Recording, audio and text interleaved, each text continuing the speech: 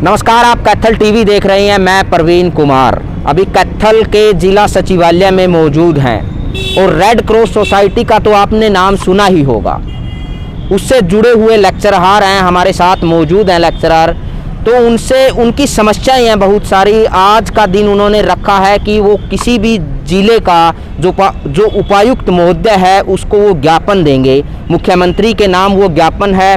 तो इनकी मांगे हैं पिछले लंबे समय से। इनका कहना है कि ये शोषण का शिकार है पिछले लंबे समय से, और इनकी क्या क्या समस्याएं हैं और लंबे समय तक इनको क्यों नहीं पक्का किया जा रहा। अगर सरकार इनसे काम लेती है, लगातार इनसे काम करवाती है, तो इनको क्यों नहीं पक्का कर रही, या इनकी नियमित सैलरी इनको क्यों नहीं दे पा रही।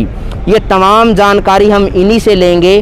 तो ये अब अलग अलग ज़िलों से आए हुए हैं। ये एक बार पकड़ेंगे सर। आप क्या नाम है सर आपका? मेरा नाम हरिओम बाखर है। अच्छा, ये आप कहाँ से आए हैं, थोड़ा बताएं। मैं जिला फतेहाबाद से आया हूँ। अच्छा, ये मतलब क्या है, इसका बारे में बताएंगे थोड़ा। रेड क्रॉस सोसाइटी में आप लेक्चरर हैं, तो क्या मतलब उसमें करना होता है आपको कहाँ पे लगता है कि आपका शोषण हो रहा है? रेड क्रॉस सोसाइटी की जो आमदनी का एक अच्छा ज़रिया है फर्स्ट एड की ट्रेनिंग और होम नर्सिंग की ट्रेनिंग, और इनको ट्रेनिंग डिलीवर करने के लिए फर्स्ट एड लेक्चर्स और होम नर्सिंग के लेक्चर्स की ज़रूरत होती है। और हमारे हरियाणा के अंदर 350 के आसपास फर्स्ट एड के लेक्चरर हैं, जिनमें से 200 के आसपास फर्स्ट एड के लेक्चरर बड़े सक्रिय रूप से कार्य करने लग रहे हैं, जिसमें इनको एक ट्रेनिंग के बाद में कुछ ऑनरेरियम दिया जाता है। जबकि इनकी समस्याएं और पारिवारिक परिस्थितियों को देखते हुए इनके लिए ना तो कोई सोशल सिक्योरिटी है, जॉब की सिक्योरिटी है। अगर किसी समय दुर्घटना बस कोई हादसा हो जाए तो इनके लिए कोई ऐसी सुरक्षा का उपाय नहीं है कि इनको कोई मेडिकल क्लेम मिल सके और इनके परिवार के लिए कुछ कंपनसेशन मिल सके। हमारी मांग ये है कि इनको नियमित किया जाए, एक निश्चित पे स्केल देते हुए इनके जो पद हैं वो सृजित किया जाए। और रेड क्रॉस की अभी 6 तारीख को एक एजीएम की मीटिंग होनी है माननीय गवर्नर साहब की अध्यक्षता में। तो उस एजीएम की मीटिंग में इस एजेंडे को शामिल किया जाए। हम फर्स्ट एड का कार्य जो देख रहे हैं तो वो आज सभी क्षेत्र में बहुत ही ज़रूरी और महत्वपूर्ण है। ड्राइविंग लाइसेंस, कंडक्टर लाइसेंस और इंडस्ट्रीज़ में भी फर्स्ट एडर्स की बड़ी ज़रूरत है। बिल्कुल सर, मैं एक सवाल और करूंगा बीच में आपको रोक के। आप ये बताइए कि आप किस तरीके से काम करते हैं, आप पे किस तरीके से काम लिया जाता है, थोड़ा ये खोल के अगर बताएंगे तो ज़्यादा।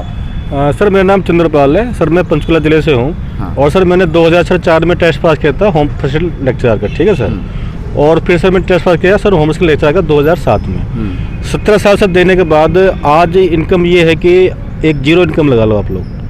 कैसे मतलब? उसमें सर ये है कि अगर मान लो हम बीमार हैं, अगर महीना भर हम नहीं गए तो हमें कोई सैलरी नहीं है। हमें मिलता क्या है सर, हम जिस भी स्कूल में गए तो पहले हमें, जब मैंने शुरू किया था ट्रेनिंग मतलब, तो 3 रुपये के सर हिसाब से मिलता था। मतलब 3 रुपये मतलब कैसे 3 रुपये? एक बच्चे के हिसाब से। मतलब स्कूल में गए, वहाँ पे आपके 200 बच्चे हैं तो 2 सर 600 रुपये आपके हो गए। और वहाँ पे सर 7 दिन ट्रेनिंग हम कराते थे तो सर 600 रुपये आते थे।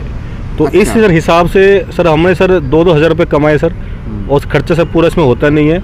और हम जो लेक्चरर हैं सर, हम प्रॉपर 3 लेवल पार करने के बाद फर्स्ट एड टेस्ट पास करते हैं सर। उसके बाद सर नंबर 2 पे सर वो होता है वोचर, होता है री एग्ज़ाम। उसके बाद सर कोर्स होता है मेडिकल का 3rd लेवल। फिर उसके बाद सर हम एग्ज़ाम पास सर करते हैं लेक्चरर का। हम जब सब लेक्चर पास टेस्ट पास करते हैं वो सर प्रॉपर हमारा रिटर्न टेस्ट होता है, ठीक है सर। डेमोस्ट्रेशन होता है, प्रैक्टिकल होती है, पट्टी कैसे बांधते हैं, कैसे मरीज को होश में लेके आते हैं, क्या बेहोशी है, पूरा सब करने के बाद जो प्रोसेस फॉलो करने के बाद हम सर बनते हैं लेक्चरर। फिर सर हमारे जो नंबर है मिनिस्ट्री ऑफ हेल्थ से आते हैं सेंट जोन एम्बुलेंस के द्वारा। ये जो सेंट जोन एम्बुलेंस है सर, ये रेड क्रॉस की मतलब एक ट्रेनिंग विंग का आप कह सकते हैं। जो सर फर्स्ट एड है, वो जो फर्स्ट एड है जो हम जो है स्कूल है, कॉलेज है, चाहे वो 10th क्लास का स्कूल है, 12वीं क्लास का स्कूल है, जेबीटी कॉलेज है, बीएड कॉलेज है, इंजीनियरिंग कॉलेज है, सर कैंप होते हैं एनएसएस के, एनसीसी के, स्काउट एंड गाइड के, पुलिस के हैं सर, होम गार्ड के हैं, और सर जो भी भर्ती होते हैं रोडवेज में सर जो कनेक्टर हैं वो सर हमसे पहले ट्रेनिंग लेते हैं फर्स्ट एड की। उसके बाद सर उनको लाइसेंस बनता है कनेक्टर का, फिर सर वो अप्लाई करते हैं गवर्नमेंट जॉब के लिए। 1966 से लेके अब तक लाखों कर्मचारी कनेक्टर लग चुके हैं रोडवेज में और वो नियमित रूप से काम कर रहे हैं। और हम उनको जो पढ़ाने वाले हैं, हमारा कोई रोजगार फिक्स नहीं है, हम सर कहीं पे नहीं है, हम सर वो मिलता है ओनरम, हमारे सर कोई फिक्स नहीं है, कोई सर सैलरी नहीं है, हम सर किसी कोई एडॉक में नहीं है, ना सर किसी फिक्स पे में है, ना सर किसी डीसी रेट में है। मेरा एक सवाल है। हाँ सर। आप जैसे आप बता रहे हैं कि आपकी कोई नियमित सैलरी नहीं है। हाँ सर। और मिलता है, आपको बच्चे के हिसाब से मिलता है कि अभी कितना रुपए मिलता है बच्चे के हिसाब से? सर बच्चे के हिसाब से सर तकरीबन अब सर 6 रुपए भी है, 8 रुपए भी है, कई जिलों में सर। आप घर परिवार का गुजारा कैसे करते हैं? उसके लिए सर हम ये है सर, और सर काम करते हैं सर सिक्योरिटी गार्ड की जॉब भी करते हैं सर, साथ में मैंने की है जॉब सिक्योरिटी गार्ड सर। ठीक है सर, दिन में सर ये काम करते हैं सर, फिर जॉब करते हैं सर कहीं ना कहीं। ठीक है सर, जो भी सर काम मिलता है सर करते हैं, ताकि सर गुजारा अपना हो सके।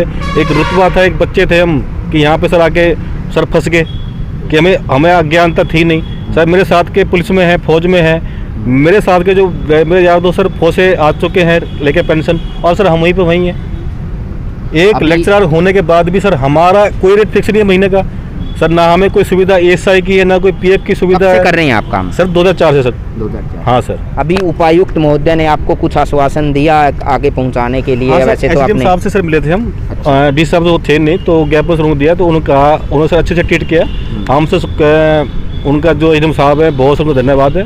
तो सर उन्होंने बात ध्यान से सुनी, हमें प्रॉपर टाइम दिया, उन्हें आश्वासन दे कि हम आपकी जो मांग है सर वो पहुँचाएंगे। ये आप अपनी मांगे सभी डिस्ट्रिक्टों में दे के जाएंगे हरियाणा के? हाँ सर, हमने सर हिसार में दिया है सर, फतेहाबाद में दिया है सर, नरवाना सर आज दे के आए सर, पंचकुला सर मैं सर ज्ञापन दे के आया सर। हमने सर 5 जिले सर कवर किए हैं 3 दिनों में सर। ऐसे ही हम जितने जिले हैं सर, बाकी सर हरियाणा के बच्चे हमारे सर, सब में सर भी ज्ञापन देंगे। अब तक लोगों को पता नहीं कि सर हमारा सर नाम लेक्चरर का है, लेकिन हमारा जो काम मतलब जो हमें मिलता है, हमें कोई सर फिक्स पे नहीं है, हमारी कोई जॉब सिक्योरिटी नहीं है, हमें सर इसके अलावा काम करना ही पड़ता है। अगर हम ये ट्रेनिंग ना कराएं तो सर हमारा जो लेक्चर का नंबर है जो कि सेंटर से आता है, जो सेंट्रल जो दफ्तर है सर नई दिल्ली में हेडक्वार्टर से, अगर हम ट्रेनिंग ना कराएं तो सर हमारी सर्टिफिकेट सर रद्द हो जाता है। ठीक है सर, तो ये इसमें है सर। मतलब अभी आपकी क्या और मतलब ठोस मांग बताएंगे 2-3? हमारी मांग यही है कि एक तो सभी जिलों में प्राथमिक उपचार प्रशिक्षक, फर्स्ट एड लेक्चरर, उनके पद सृजित करके इनकी नियमित भर्ती की जाए।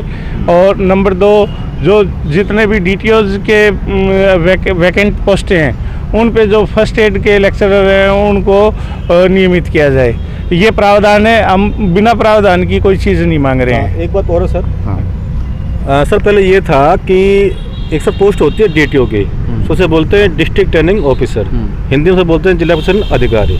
सर वो सेंट्रल में एक पोस्ट है, तो सर उसके लिए पहले एक्सपीरियंस था 5 साल का। ठीक है सर, अब इन्होंने अपने भाई भतीजावाद करने के लिए सर वो रूल बदले, वो सर 5 से ले आए 3 साल पे। अच्छा, ठीक है सर।